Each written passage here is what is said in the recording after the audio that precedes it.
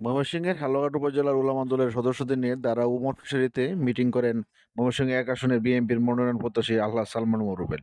এ সময় তিনি বলেন, মসজিদের ক্ষতি দেখে বয়ান দিবে জুম্মার নামাজের আগে, সেগুলো নির্ধারণ করে দেওয়া হয়েছে। সারা দুনিয়া কোন জায়গায় এই ধরনের কোন কার্যক্রম হয় কিনা আমার জানা নাই। আমাদের পার্শ্ববর্তী দেশ ভারত, সেইখানে মুসলমানদেরকে এত ধরনের বাধা হয়েছে কিনা আমার জানা নাই। কিন্তু আমরা একই দুর্ভাগা, আমরা 16 বছর এই ধরনের একটা পরিস্থিতির মধ্যে আমরা গিয়েছি।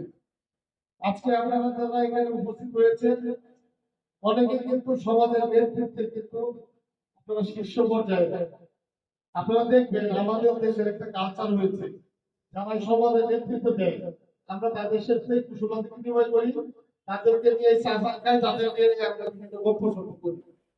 তার পরবর্তীতে তো মানুষের চাওয়া পাওয়া আছে, মানুষের মত বিনিময় করতে চায়, মানুষকে সুযোগ দেওয়া হয়। আমি সেই জন্য বিভিন্ন সেক্টরে কাজ করতেছি। আপনারা ইতিমধ্যে দেখেছেন আমরা বিভিন্ন উঠান বৈঠক করতেছি, একবারে প্রত্যন্ত অঞ্চলে যায়, যেখানে আমার গাড়ি যায়। আমি বলেছি এরকম জায়গায় আপনারা কোনো প্রোগ্রামের আয়োজন করবেন না যেখানে আমি গাড়ি দিয়ে যাই নামতে পারি। কারণ সারা উপজেলা 5 থেকে 10% রাস্তা ওইটা পাকা করে, বাকি সব রাস্তা ফাঁকা, মাটির রাস্তা। আমরা যদি ভিতর অঞ্চলে না যাই, গ্রামে না যাই, আসলে মানুষের সার্বিক কি অবস্থা, মানুষের কি পরিস্থিতি সেটা আমরা বুঝতে পারবো না। আমরা যারা নেতৃত্ব দেই, আমাদের নেতৃবৃন্দরা আমাদেরকে আটকায় রাখতে চায়, মানুষের কাছে যাইতে দিতে চায়। সেই জন্য আমার নেতা কর্মীদের সাথে অনেক সময় ঝগড়া হয়। যা আমি বলি আপনাদের মানুষের কাছে যাইতে না দিয়ে, ওই যদি মনে করেন আমি মোটর সাইকেল দিয়ে না যাই, সাইকেল দিয়ে না যাই, তাহলে ওই দেখা কথা কি বলতে চাই সেটা তো আমি বুঝতে পারবো না। আমরা শুধু উপরের পাকা সড়ক দেখে আমরা সমাজটাকে নির্ধারণ করতে চাই। সমাজ কিন্তু সমাজের সকল ধর্ম বর্ণ উঁচু নিচু ধনী গরিব সকল মানুষের সাথে আপনার মিশতে হবে। আমাদের রাজনীতি আমরা কিভাবে, আপনারা অনেকের বলতেছেন যে টিকেটের ব্যাপার। আসলে ভাই দেখেন, রাজনীতি করে অনেকের অনেক ধরনের ইচ্ছা। অনেকে রাজনীতি করে চিন্তা করে অনেক বড় নেতা হইব, টাকা পয়সা কামাইব, বাড়ি গাড়ি নাই, বাড়ি গাড়ি করবো, অনেকে অনেক কারণে করে। অনেক মানুষের অনেক স্বপ্ন থাকে রাজনীতি। এই যে 5ই আগস্টের পরে আমরা কিন্তু অনেক সুযোগ পাইছি। কেউ যদি বলতে পারে আমি সালমান রুবেল আমার কোনো লোক কোন মানুষকে যায় কোন প্রকট করছে বা তার কাছে কোনো ধরনের মানে অন্যায় উত্থাপ করছে, বা আমি নিজে তো আমার লোককে হাতে বলতেই পারবো, আমি কোনোদিন এইসব কাজের মধ্যে লিপ্ত না। কারণ আল্লাহ আমাদেরকে একটা সুযোগ দিতে সমাজ পরিবর্তন করা। শেখ হাসিনা সরকারি সরকারের জুলুম অত্যাচারে আমরা কিন্তু 16 বছর ধরে মাইক মেরে পারি নাই। আপনারা ভালো করে খেয়াল করে দেখতে, এটা আল্লাহর তরফ থেকে না, এটা আমরা এভাবে হয়ে গেছি না যে এটা আমরা কইরা বলবো। কিন্তু তো অনেকে নিতে চাইতেছে, আমরাও অন্যায় অত্যাচার সহ্য করছি, আন্দোলন সংগ্রাম করছি, কিন্তু আমরা কিন্তু মনে মনে ধরে গেছিলাম যে আরো 5 বছর শুধু এই বেড়ে থাকবে, এই বেড়ে যাইতে হবে। ঠিক করে কথা সত্যি হইতেছে। আল্লাহ যদি এই 2-3 দিনের মধ্যে কি একটা যায়, সারা বাংলাদেশের মানুষ কুলের বাচ্চা নিয়ে মহিলা রাস্তাটা বেরোচ্ছে, 80% বৃদ্ধ মানুষ বেরোচ্ছে। আমরা বিএনপি এবং সমমনা দল যারা আমরা সকলে নাই এরকম একটা পরিস্থিতি তৈরি হইল। স্বৈরাচারী আওয়ামী লীগ সরকারের প্রধান শেখ হাসিনা 45 মিনিট তাকে সময় দেওয়া হইল, দেশ ছেড়ে যাওয়াতে বাধ্য হয়ে গেল। এটা আল্লাহর তরফ থেকে। এটা যদি আমরা কেউ মনে করি যে আমি অমুক করছি তমুক করছি, তাহলে ভুল হবে।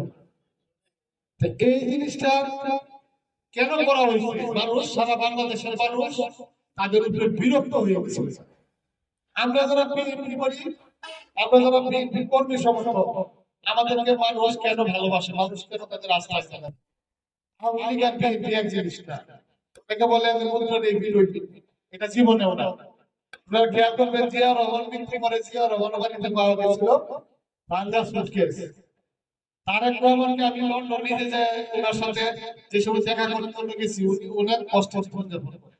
আর আমাদের দেশের যারা আওয়ামী লীগ এবং অন্যান্য যারা বিএনপি শত্রু, তারা প্রচার করছে যে তারেক সাহেব আপনি নিজে জায়গায় থাকতেছেন না এখন। আওয়ামী লীগের যিনি সরকার প্রধান আজকে 3 মাসে অতিরিক্ত হয়ে গেছে খালি বই বিজ্ঞান বলবো তা আমাদের নেতা তারেক রহমান বিগত 2008 সালের পরে থেকে দেশের বাইরে অসুস্থ মার সাথে দেখা করতে পারি না।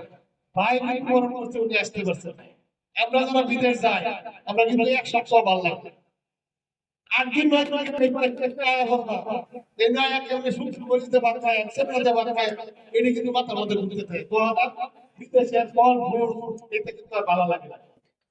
দীর্ঘ সময় যারা বিদেশ থেকে আত্মীয় স্বজন তাদেরকে বুঝতে দেখবে কিরকম কষ্ট লাগে বিদেশে। তো যার যে দেশের গল্প যে লোক যে বাড়ির সাথে মানুষ বিশ্বাস তার কিন্তু মানুষের ভালো লাগে। আমরা বিএনপি যারা করি আমিও বড় নেতা না, আমি আপনাদেরকে বলতে কিন্তু এলাকার জন্য কি করতেছে সেটা আপনাদের কি করছেন। আমরা মানুষের জন্য কাজ করতে হইলে আমাদের এলাকার সবচেয়ে বড় নেতা হবো ভাই। আপনি মানুষের জীবনে চাকরি করে দিতে হইলে আপনি সবচেয়ে বড় চেয়ার করবেন। মানুষের জন্য কাজ করার ইচ্ছা থাকতে হবে। আপনারা চিন্তা করতে হবে যে কার সাথে রাজনীতি করলে এই এলাকার মানুষের ভালো হবে, কার সাথে রাজনীতি করলে বড় ফল পাবেন এটা কিন্তু আপনি চিন্তা করলে হবে না। আপনি একটা অনেকে আসছে মসজিদে কিংবা আপনাদের চেয়ার থেকে আপনাদের মুখের কথা থেকে মানুষ চায় থাকে। আপনারা কি করবেন সেটা চিন্তা করে তার বাড়ি ঘরে যায় কিন্তু সেই সময় আলোচনা করে এখানে কে বড় কথা করে শুরু করতে সেটা বিষয় না। আমি আপনাদের কাছে লিখিতভাবে অনুরোধ জানাবো আমার কর্মকাণ্ড যদি ভালো হয় আপনারা যদি মনে করেন মানুষ হিসেবে আমি ভালো তখন যেন আপনাদের সহযোগিতা পাই, আপনাদেরকে নিয়ে যেন আমি চলতে পারি, আপনারা যেন আমাকে সহযোগিতা করেন।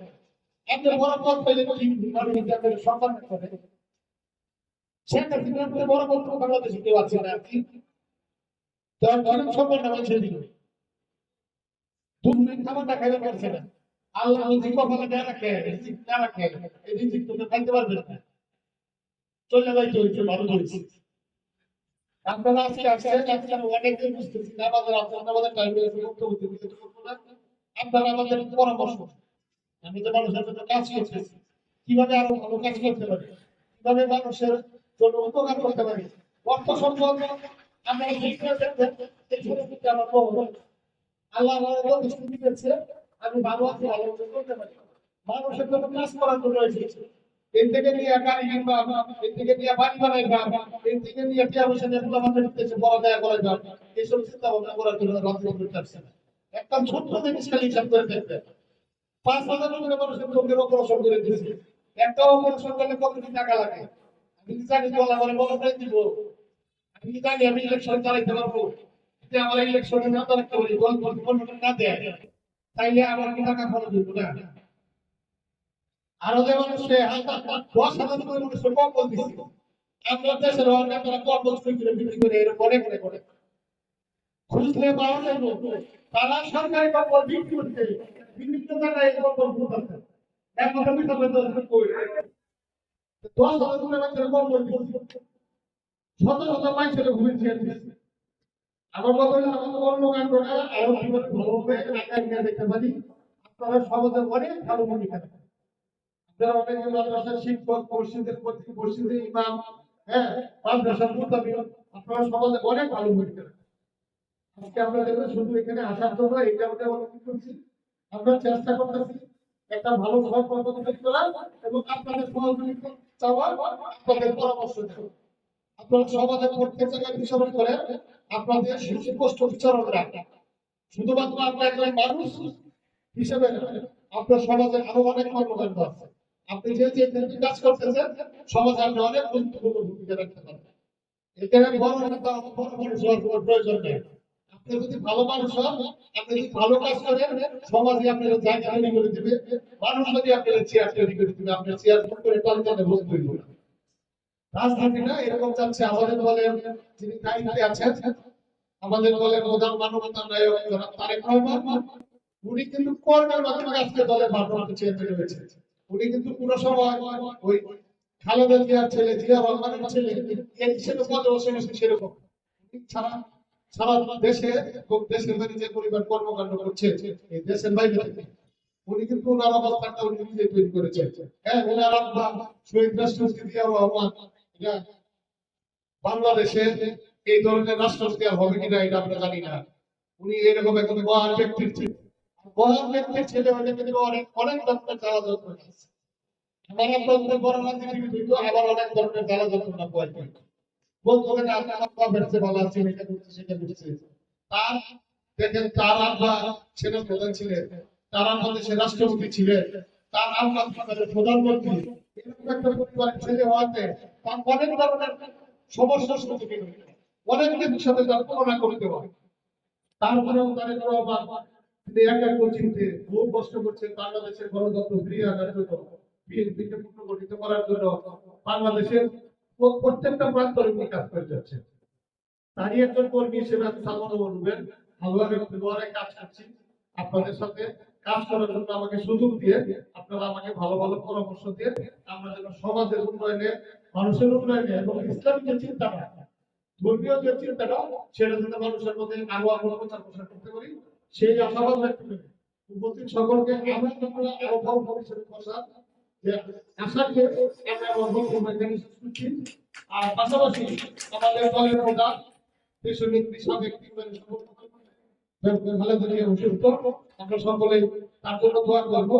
আমাদের দলের যিনি প্রতিষ্ঠাতা শহীদ রাষ্ট্রপতি জিয়াউর রহমান, ওনাকে যেন আল্লাহ করে আমাদের শহীদ রাষ্ট্রপতি জিয়াউর রহমানের ছোট ছেলে যেন মারাফত প্রমাণ করবো, আল্লাহ যেন ওনাকে জান্নাতুল ফেরদৌস করে। এবং আমাদের দলের ভারপ্রাপ্ত চেয়ারম্যান, আমাদের যিনি দায়িত্বে আছেন জনাব তারেক রহমান, বাংলাদেশে ফিরেছে, বাংলাদেশের গণতন্ত্র প্রতিষ্ঠায় ভূমিকা রাখতে পারে এবং আমরা যেন গণতন্ত্রের মাধ্যমে একটা গণতান্ত্রিক প্রক্রিয়ার মাধ্যমে আগামী দিনে যেন তাকে বাংলাদেশের প্রধানমন্ত্রী করতে পারি, সেই আহ্বান ব্যক্ত করে আমি আমার বক্তব্য এখানে শেষ করছি। বাংলাদেশ জিন্দাবাদ। ধন্যবাদ সবাইকে। বক্তব্য শেষে দোয়া ও মোনাজাতের মধ্য দিয়ে মিটিং শেষ হয়।